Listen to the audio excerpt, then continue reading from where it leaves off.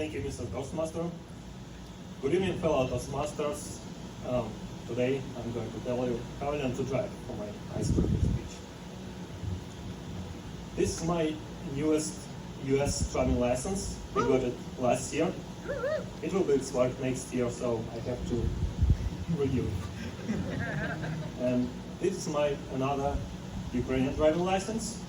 I got it in 2019, and it will be expired in 2049. Oh, wow. I can use it for the next 28 years. It says some information about me. My name is Borysenko, which is short for Victor. Born 1992, I'm 29 years old, and it's issued in Ukraine. That's where I'm from. This is not my first driving license. I got my first one in 2010, and it didn't have any expiration date. It was basically infinite, but I couldn't use it anywhere except for Ukraine, so that's why I had to change it eventually. In Ukraine, you can apply for a license at the age of 18, and apologize. At that time, I was a student in university, but I didn't really need a car or plane to drive because in Ukraine, you can just use public transport and you can go anywhere. Like groceries are always in walking distance, and not so many people actually have a car. It's actually kind of luxury thing. I didn't need it, but I decided, okay, maybe I'll learn to drive now and use my license sometime later. And that's what I did. I went to driving school. I had to complete theory lessons, 20 hours of practice, and just pass an exam, as you guys said. The theory was easy. I just learned the rules.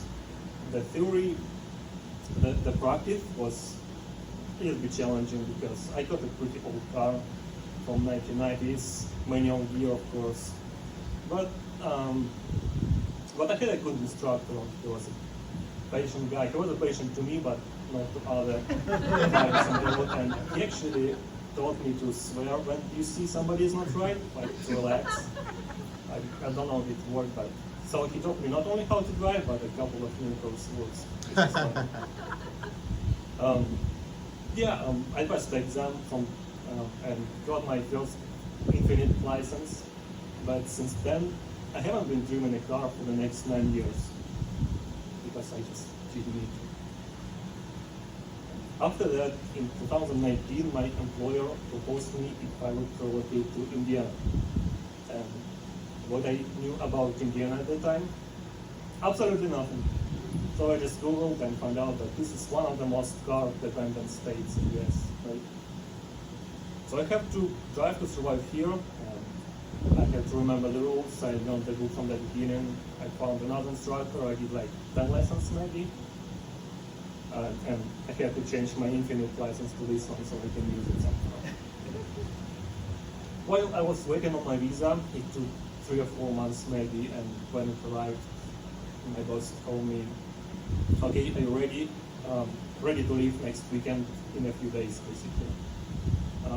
It was kind of unexpected because I have just a few days to prepare, and I thought I already forgot how to drive, but I'll have to restore my skills. I found another instructor, just a rushed fun instructor, just did a couple of lessons before the flight, and I left the country. So when I arrived here, I rented a car, and this was the very first time when I drove by myself without any help.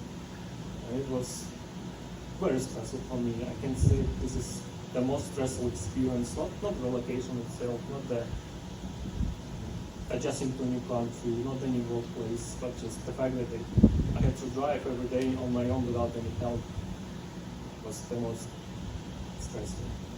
But everything went well. I haven't crashed on anything, and I think I adjusted in a few weeks, maybe a month. Now I like to drive. I like the road trips, and continue to do that. So I learned to drive basically. I'll get the real experience recently.